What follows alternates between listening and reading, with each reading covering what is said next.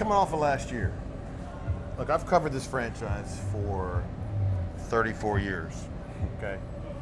It's longer than you've been alive.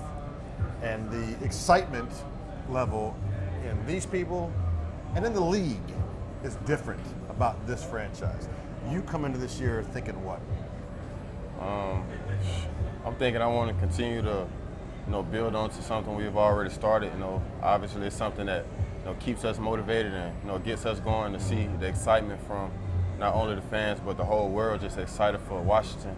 And, the biggest thing for us is to continue to, build onto that foundation. So, coming into this year, I just want to continue to, climb that ladder and build. How would you characterize last year for you? Up and down, definitely not even close to my best, and that's just me. I'm my biggest critic, like I coach myself up before anybody could ever tell me anything about myself. Right. And the biggest thing I told myself is just, I got to be more available, for the team, and I sacrifice a lot, through my body and whatnot just to try to be available for the team. Like DQ and them will tell you, I'll try to go out there and play with one leg. If they better talk you out of coming out. Right. So the biggest thing for me personally is feeling my best so that I can just go and give the team everything I got. Right. How big was it? You're in an NFC title game. A lot of times coaching staffs get raked. Everybody came back, including your OC, who had a chance to go somewhere else. Right. For you and that offense, what does that mean? It actually means a lot, even with the coaches that had opportunities to go elsewhere and had opportunities to, take different positions in the league, they decided to stay here. For what reason? Because they know they got guys in here that wants to win, and they know we're, building something special, and we're really on to something, and it makes us feel good to know that they want to stick. They want to stick here with us, even though they have multiple opportunities they could have, taken and, went elsewhere. Last year, I'm not sure what the expectations were for your quarterback. We knew he was coming off a Heisman, and certainly he did some things that were special. Dude, I'm out here at practice. Some of the throws that he's making, we're in the media corps and the fans going, like, how? Are you guys doing the same thing? Are you seeing some of these throws that are? Oh yeah, and we know exactly who JD is. We're with him every single day. We know what type of work and what type of preparation he puts into his craft, and it's no surprise, to see him make some of the throws, some of the plays he makes, because we see the process, everything he put into his craft and how much he's working to continually improve. Right. So it's no surprise to us. We expect him to make the throws he's making, and we expect him to continue to progress. One game from the Super Bowl last year. One game. How long did that last with you, that you were that close? How long did that sit with you? Oh man, it still sit with me, man. Really? I don't think that'll change until I take that next step. Until I, reach that Super Bowl. And coming so close but falling short.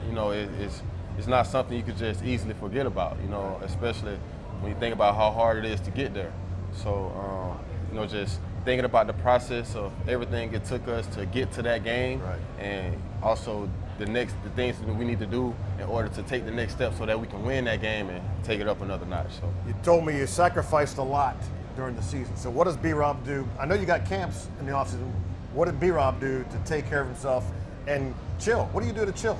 I spend a lot of time with my friends and family, the people that's always been in my corner since day one. That's just always had my back and motivated me, and just helped me get to this point. I try to pour back into them as much as I can. I know during the season I don't have much time to really pour back into my people and the people that's always been there for me. So I try to spend as much time as I can, as much free time as I can with my mom and my sisters and my nephew, and just just getting around that love and feeling that love again. Because when I come here, I'm just my head down. I'm just working. I'm not really expecting the family to always be with me.